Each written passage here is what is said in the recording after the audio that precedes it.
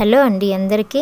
Non veg తినని వాళ్ళకి మటన్కి ధీటుగా వెజ్తోనే మనం మటన్ కర్రీ తయారు చేసుకోవచ్చండి. అది ఎలాగో ఇప్పుడు చూసేద్దాము. ముందుగా దీనికి మిల్ మేకర్ని తీసుకుందాము. మిల్ మేకర్లో కూడా 2 రకాలు ఉంటాయండి. చిన్నవి ఉంటాయి, పెద్దవి ఉంటాయి. సో మనం కొంచెం పెద్ద సైజు మిల్ మేకర్ని తీసుకొచ్చుకుంటే బాగుంటుంది. సేమ్ మనకు మటన్ లాగా అనిపిస్తుంది. దీనికి వేడి నీళ్లు పోసి ఒక 5 మినిట్స్ నానబెట్టుకుందాము. 5 నిమిషాల తర్వాత నార్మల్ వాటర్లోకి వేసుకుందామండి. ఇలా వేయడం వలన మనకు కరెక్ట్ కన్సిస్టెన్సీలో ఉడికినట్టు ఉంటాయన్నమాట.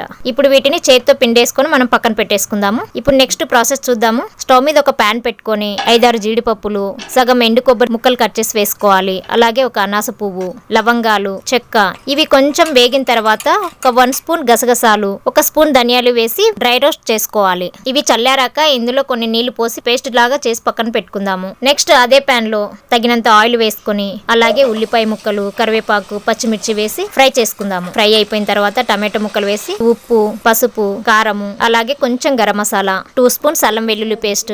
ఇప్పుడు ఇదంతా కలుపుకొని నూనె పైకి తేలే వరకు వీటిని ఫ్రై చేసుకుందాము. ఇందాక రెడీ చేసుకున్న పేస్ట్ వేసి అలాగే కొన్ని వాటర్ పోసి ఒక 5 మినిట్స్ ఉడికించుకుందాము. ఇప్పుడు మిల్ మేకర్ ని వేసి కలిపి అలాగే కొన్ని నీళ్లు పోసి కొంచెం కసూరి మేతి వేసి కలిపి ఒక 10 to 15 మినిట్స్ లో ఫ్లేమ్ లో ఉడికించుకుందాము. చూడండి 15 మినిట్స్ తర్వాత మన కూర మొత్తం చిక్కగా దగ్గరికి పడుతుంది. ఇప్పుడు కొంచెం కొత్తిమీర వేసి అలాగే ఉప్పు కూడా సరిపోలేదండి, కొంచెం ఉప్పు వేసి కలుపుతున్నాను. ఇప్పుడు స్టవ్ ఆపేసుకోవడమే. చూడండి ఎంత బాగా వచ్చింది, ఎంత కలర్ఫుల్ గా ఉందో కర్రీ. ఇది బగారా రైస్ లోకి అలాగే పూరికి, చపాతీకి, వైట్ రైస్ లో కూడా చాలా బాగుంటుంది. కాకపోతే మనకి బగారా రైస్ లోకి తింటే మనం మటన్ తిన్నంత ఫీలింగ్ వస్తుందండి. అంత బాగుంటుంది టేస్ట్.